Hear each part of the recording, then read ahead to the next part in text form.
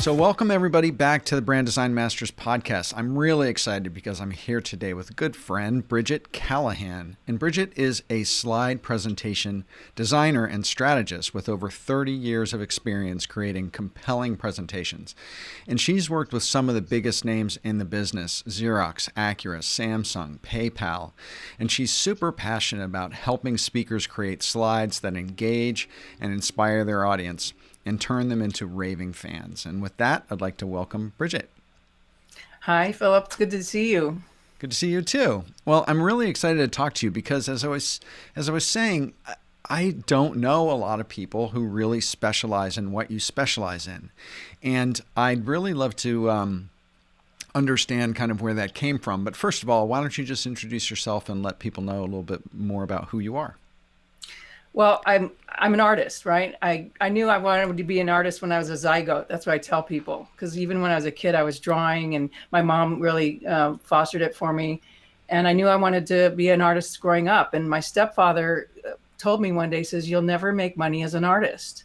And that just killed me because I said, I have to prove him wrong. You know, I have to be successful as an artist. And I never saw myself, I'm never going to have my own business. No way. And so I worked in corporate. I worked for other companies for, 15 years. After college, I got a degree in art.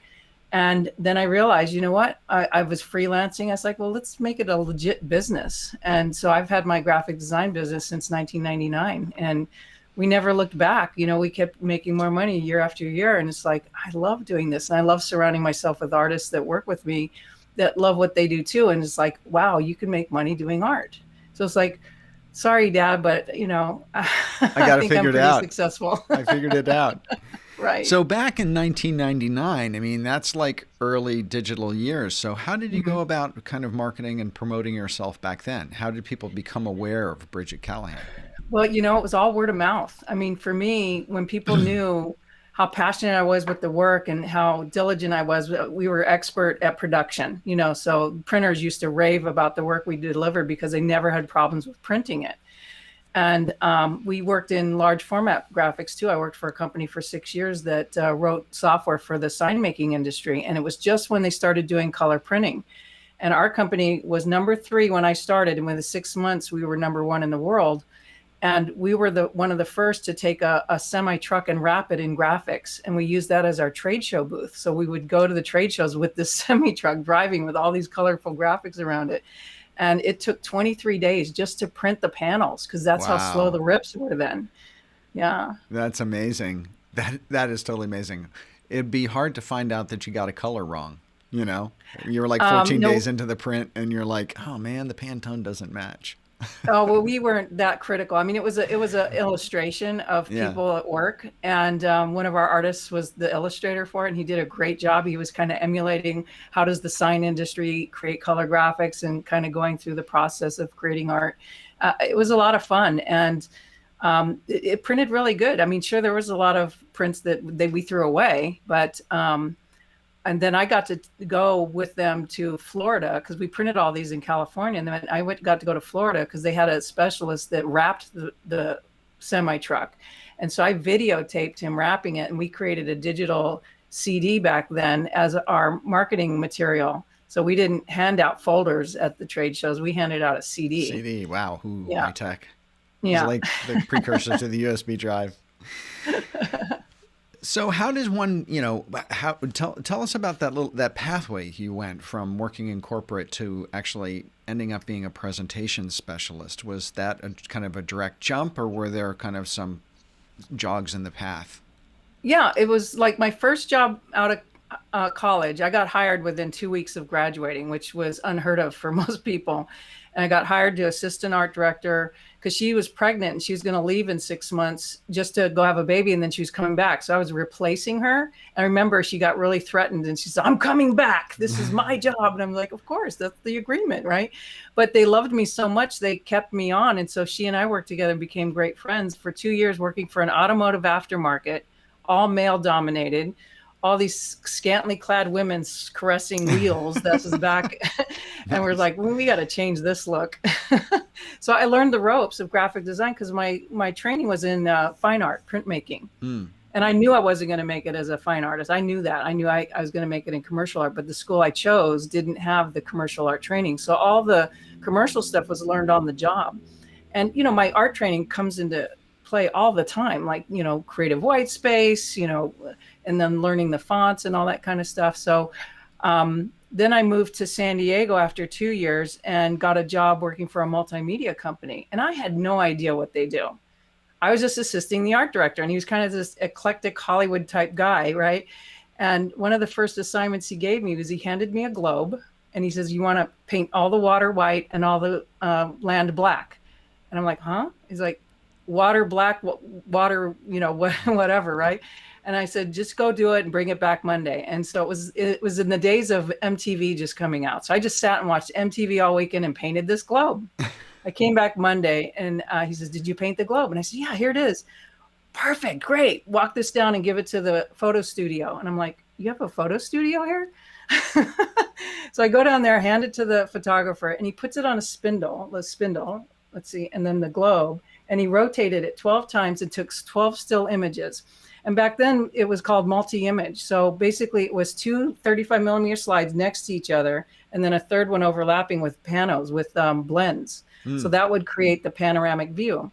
And so once he shot that film, it went to the Mayor and Carroll department, which we also had there, and they created the slides. And then 2 days later, I'm at my drawing board and I hear this loud music.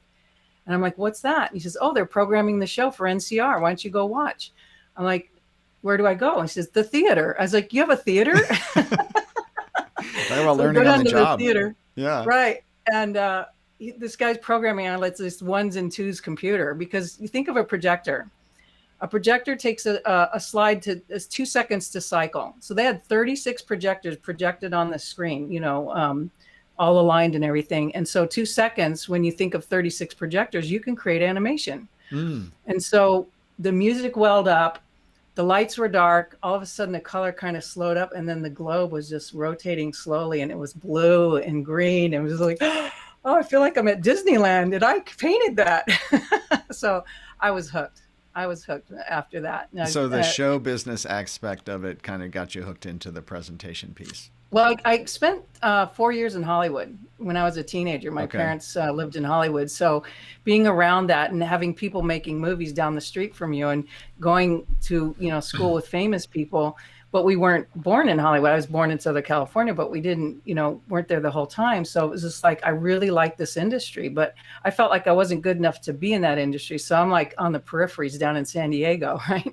But it was like they were doing stuff that was big and had impact. And we were doing shows for American Airlines and Bridgestone Tires. And they were large sales meetings that they spent a lot of money, with all the equipment and stuff. And you got to think, before computers. This was before computers.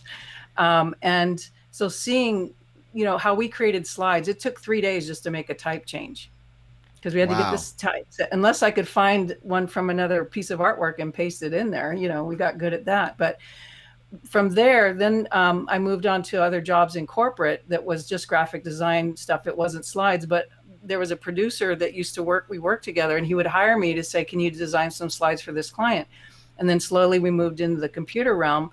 And then I got asked to go live on these events and run their PowerPoints, so run their computer. So I was really good at a technical aspect, but also working with the speakers live, before they're going on stage, like I need to make a change to my slide, or can I review my slides real quick? And so helping them with that and seeing the excitement and being on headsets, and all these guys are on headsets and they're talking dirt and stuff. And it's like, I can hang because I had brothers, so I really loved the roadie part, Yeah. And after 30 years of doing that, I realized they're not putting much thought to their slides. These corporations, they spend big bucks to create these events, and the banners outside in the hallway look great, and the badges and their handouts and everything, but they just don't put the thought to their slides like you think they should. And I see audiences getting taken out, and I'm like, wow, why are they doing this? They don't realize it because they're on stage and they think it's good enough. Their secretary did their slides, or maybe their art department did their slides. But the problem I found is most art departments, corporate art departments, don't understand how to design for slides. Mm. And so it was in my years of experience learning what works and what doesn't work, and then talking to different people in the industry. Like producers who do events, they have very big opinions, but they don't always share them because people don't listen to them. We're doing it the way we want to do it. And you kind of have to say, okay, you're paying the bills. So what So did you learn there in all of those years of watching those, in terms of, I'm sure you took those learnings and are now executing on that expertise in your strategy work now. But so if someone is thinking of doing a presentation, what's the one thing you would say that you should definitely do?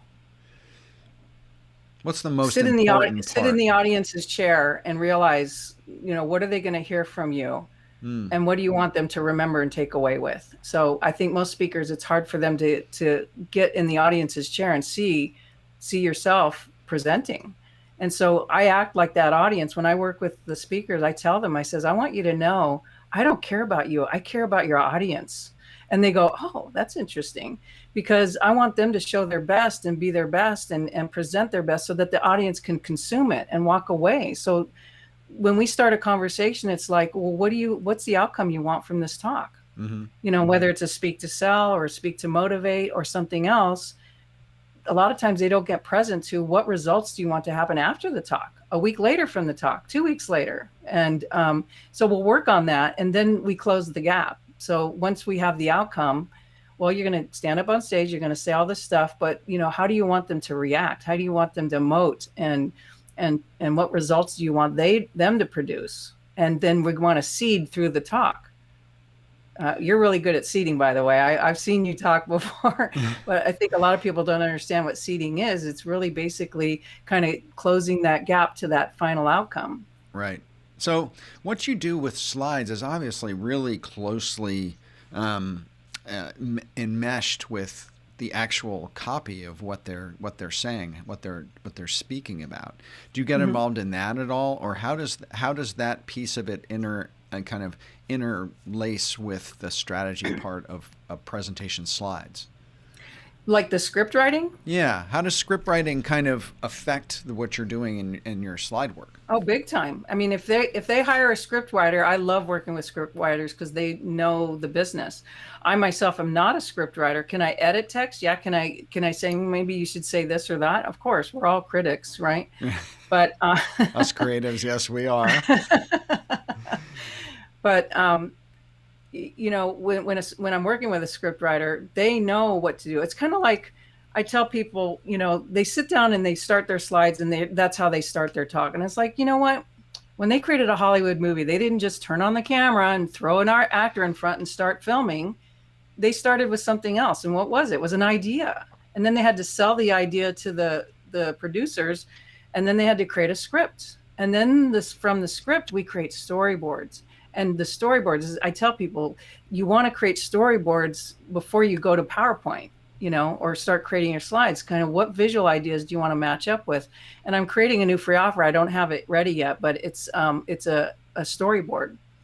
It's a storyboard in the form of PowerPoint where they can drop in their visuals and their scripts on the same thing, kind of what they do in Hollywood. And this is what I learned when I first started working at that multimedia company, is the art director was great at hand drawing the storyboards. He was awesome. I could never draw like that. And he would say, okay, I want the guy standing over here. He's got a 3/4 turn of his head and, head and shoulder shot, and then pan back. And so it was like they were shooting video, but they were also shooting stills for these slides. And so from learning from that, it's kind of like we want to storyboard your talk. So it puts them on a journey. Like you're telling little strings of stories, but you're also stringing them together for an outcome. So if you were to talk to a creative professional or a designer, I mean, those sorts of people have to present their work all the time via presentations to their clients. And it's not so much of a slide presentation per se as in terms of a speech, but it's still kind of a bit of you're taking the client on a journey, and you want to get a result at the end. You want to get a result from that audience. So is there any kind of association between that sort of presentation of presenting creative work for effect to what you do? Yeah, I wouldn't say it's any different. And I think one of the distinctions I talk about when I work with speakers is what's the listening of the room? Mm-hmm. And they're like, what does that mean? I said, well, what are they listening for? You know, they're coming to see you. They saw what you're talking about. There's some idea in their head. And obviously, different audience members may have different ideas in their head of what they're going to get, but they have a listening. They're listening for something. And are you going to provide that? And if you don't know the listening of you, you better figure it out, because otherwise you're just going to be a talking head up there. And so the same thing with an artist going to show their work or whatever. What's the listening of the room? What are they listening for? What are they looking for? And I like to ask questions because it's sort of like I'm reading their mind. Because when they Mm-hmm. tell me stuff, it's like, okay, they're revealing themselves. And it's like, yo, the last art director we had didn't listen well, and they were very critical and this and that. And so I said, okay, they don't want someone too critical, but we know all artists are critical, and they didn't listen well. So so you might want to tune into that. You know what? I'm a great listener. You know, so see what their pain points are and then speak to that. That is gospel, because I say the same thing, which is that, I was told by a managing director who I really respected, an agency I used to work at. He said, if you go in and are doing a credentials presentation or a slide presentation, always start off by asking the client what their biggest pain point is. Like, what's keeping them up at night? What's the thing that they most need to solve? And listen really closely, because then number one, if you can never get to the slide deck, you're actually going to win, because that shows you care and it really has turned into a relationship already. But Yeah. in listening to those answers, you can then kind of pinpoint those hot buttons that as you go through the presentation, you want to hit on those buttons, because that's what's going to turn them your way, right? I think Yeah, that's a really exactly. great observation. So when what kind of in terms of, giving a presentation is a story arc, right? So as you think about, you've seen 10 zillion presentations, and there are story arcs that are archetypal in a way, right? That are kind of classic outlines of storytelling. Are there any storytelling arcs that jump out at you as so classic that people should know about them, and they may not? I wouldn't say I'm an expert on the different story arcs, so unfortunately, but I just go back to when I've seen impact for speakers, or maybe they weren't so impactful, but they switched or did something, and it was like you can feel the room shift. Like, ooh, that was cool. And you hear the speeches of Martin Luther King and John F. Kennedy and stuff, and there were things that said that just kind of permeate through the years. We hear that, but like, how can you impact them? What difference do you want to make? Like, if you had one sentence that you could say that they walk away with, and they'll remember that's who you are. So when you're presenting slides or developing slides, and you may not be working with someone like you who really knows their stuff, what should you keep in mind in terms of what you do in slides to really grab people's attention? Are there any kind of tricks or techniques that people could learn from? Yeah, and it's so funny because we're talking, and normally I'll show slides because I'll show before and afters, but I found that I can even have a conversation and never show anything, and just through speaking about it, it's like when I get on stage, like, how many of you have ever experienced the boring slide presentation? And they all laugh. It's like, yeah, I have. And we all seen that, stark white slide with all the text. You can't even read it. And then they start reading it to you and all that kind of stuff. So it's like, don't do that. First of all, don't do that. But then you want to look at, like, especially with creatives, how can we be different? And if you look at all the slideshows, don't do that.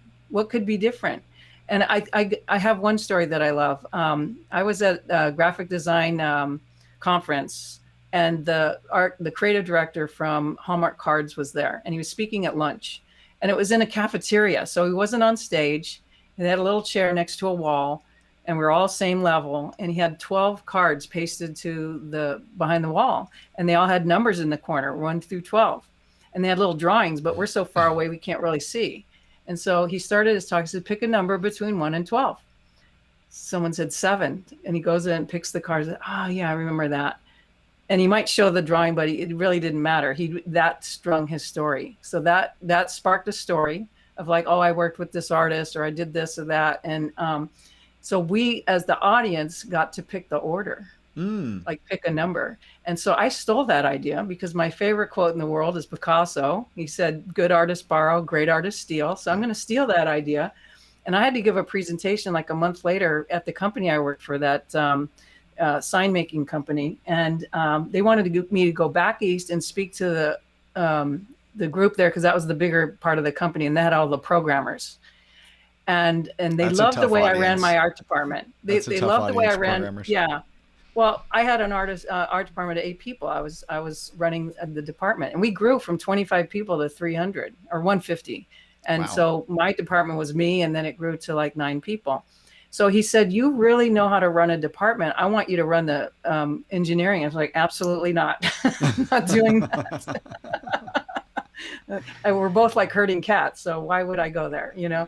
But he wanted me to present and kind of talk about, well, what does the art department do? And where do we fit in the company? And so I had 10 slides, and I did the number thing.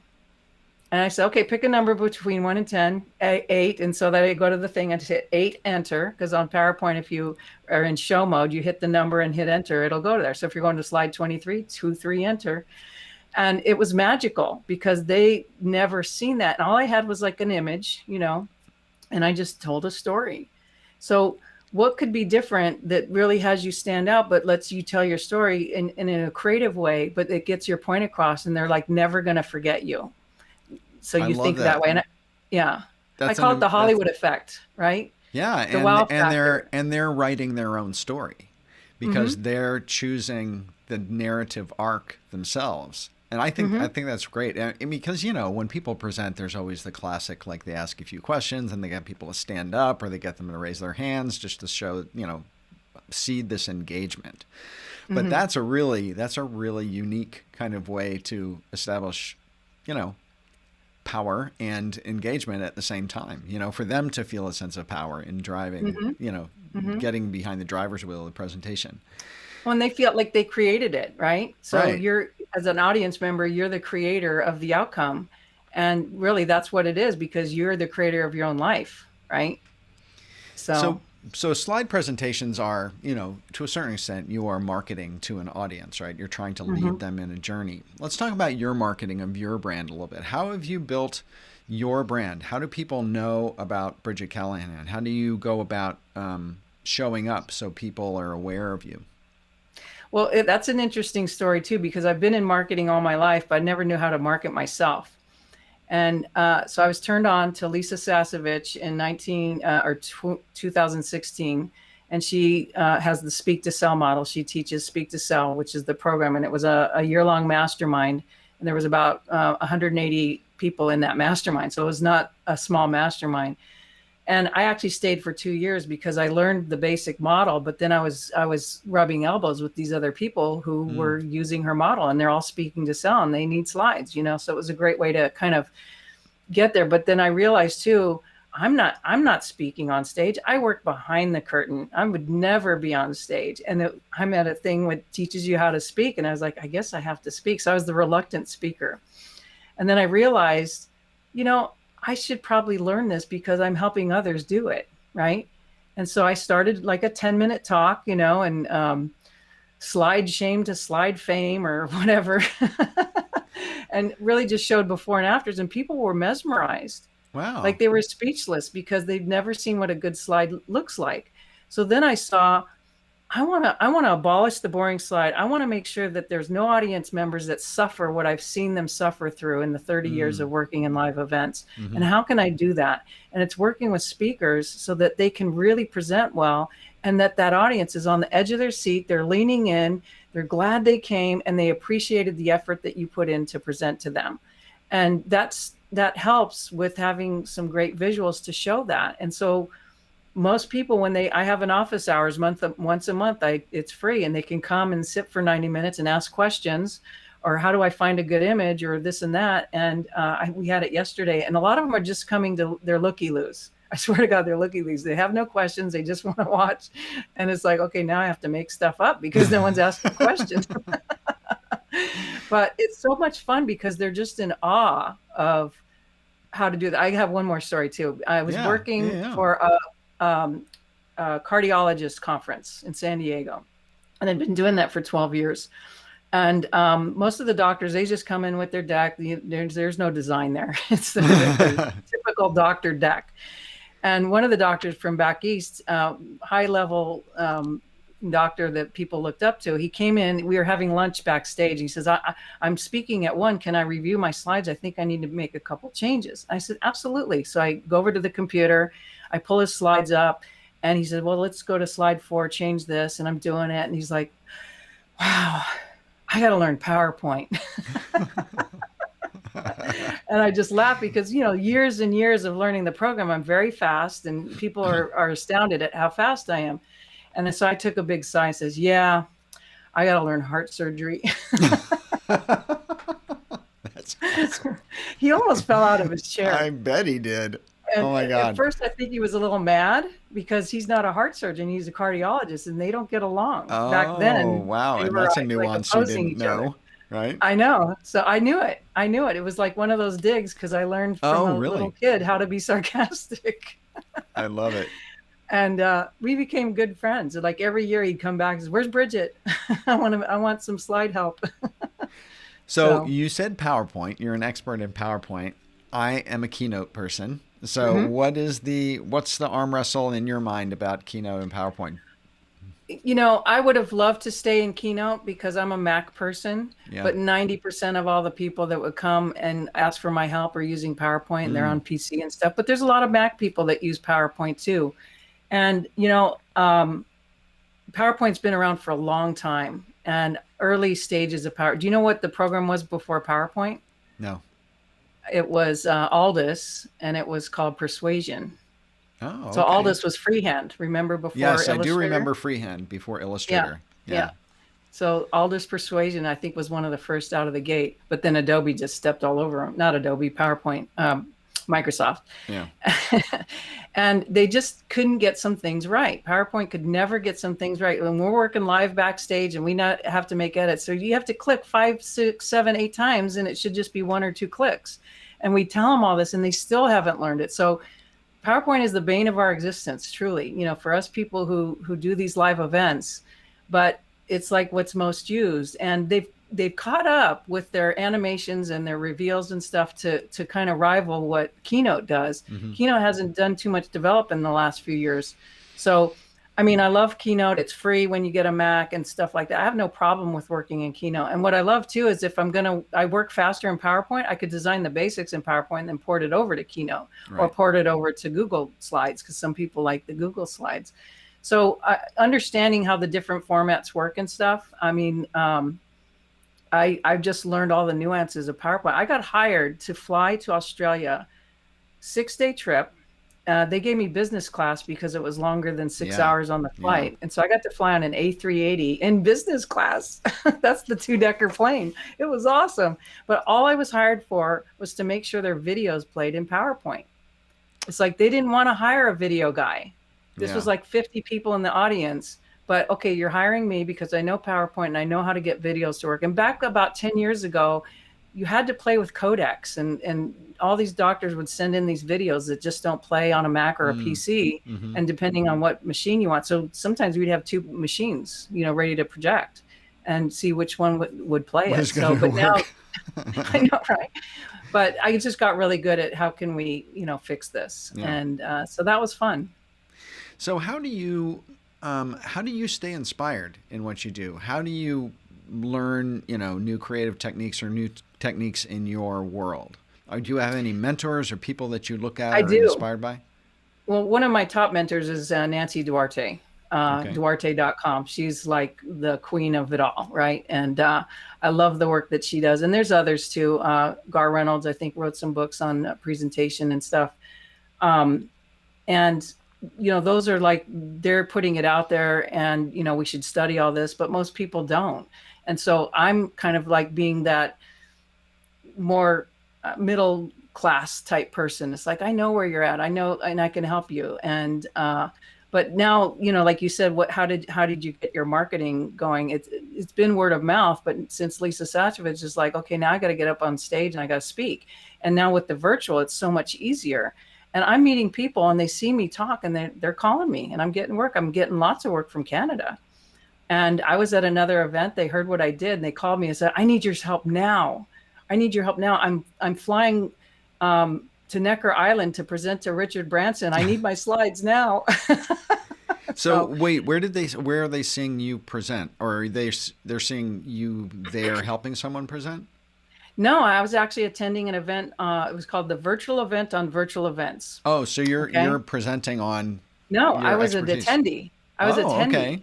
So I'm participating. I paid for the ticket, right? Yeah. And it was over 1,400 people, and we were split into 9 Zoom rooms. Okay. And we went to the same Zoom room every day for 3 days. So we only got to know like our 130 people or whatever. And somehow I got picked to go on stage as a hot seat on Friday. Oh, wow. And so then for that 20 minutes, everyone knew who I was and what I did. And it was so funny because you'd love this. I've been in your program and it was like, I felt like I can't get to that level. What's it, how do I be a strategist? How can I charge the big bucks and everything? And he says, Brigette, you're already a strategist. We read your website. We read what you do. You're a strategist. And it's like, okay, I guess I just have to own it. Yeah, absolutely. Full disclosure, Brigette has been part of the Brand Design Masters Guild, which is a mastermind group that I run. And I guess your participation in that group as well has, surfaced you in 8 other people's, kind of radar, right? And I know that you've gotten some work out of that or made some really great connections within that group. Oh yeah, referrals are a big thing. They may not do it themselves, but they definitely say, "Hey, I know the person for you." I always tell them, I say, if you ever hear, oh, I got a talk coming up and I have to do my slides, and I say, if you ever hear that, I want Brigette Callahan to pop in your brain, and that's all. Absolutely. So I always, what would you say that you do in order to kind of to think about the next step? What is your next step in your growth? I'm growing my business. How are you My doing goal that? is to, how am I doing that? Getting more high-end clients, getting more organized in the back end to make sure that the projects are going through smoothly, being profitable. Really projecting to, what's it going to take? Do I want to go to 7 figures? And if I were to do that, what would be the impact on me as a business owner and the people that, work with me? I don't like to say they work for me. We're all a team together. We're creating this together. And eventually I'd like to sell the business because, I would like to just be the mentor, retire, and I'll be doing this forever. As long as I can breathe, I'll be helping people and mentoring. But I would, it's stemming back from that stepfather saying, you'll never make money as an artist. Right. I want to retire, knowing I made money as an artist and I made a business that can live beyond me and really makes a difference for these people. So how are you? And that's one of those things that I think is hard for entrepreneurs to get their head around, particularly if they are personal brand entrepreneurs, and a lot of their credibility is based on their own personal knowledge and experience. And so what does your team look like, and how are you duplicating your knowledge in them if you are looking to sell? Well, so the biggest thing is getting together all the SOPs, the standard operating procedures Okay. of like, how do you have a sales call? How do you intake the client? How do you start the conversation? What's the strategy part? What's the design part? And then how do you serve up, revisions and changes and the communication with the client? And then how do you end the project? And how do you keep track of, are we staying profitable? You can't just run it into the ditch and keep spending all these hours. There's most of the projects we have are deadline oriented. Like I'm speaking next week, or I have a talk in 3 weeks, or I'm flying on a plane to Necker Island. Talk to Richard Branson. Right. So, so creating that system and being able to work remotely. I've been working remotely since 1999. So I've had this dialed in long ago, and we use Skype to communicate internally. My art director lives about 30 miles from here, so we can definitely get together if we need to, but we don't, And I have some other people that work with me that are out of California, and out of the country actually, and we dialogue on a daily basis. And they're part of the team because they know how we work. They know how our clients have the expectations they have, and it's really just creating that team environment and creating those processes and procedures so that it's repeatable. Because when you're handing it off to someone else, yeah, you might be there for another year or something to kind of help fold them into it. But, they have to have a way that they know how to sell every time. They know how to get their target client. And I'm still learning all that. I'm still learning the sales part. I've been in a sales program for 2 years and it helped immensely.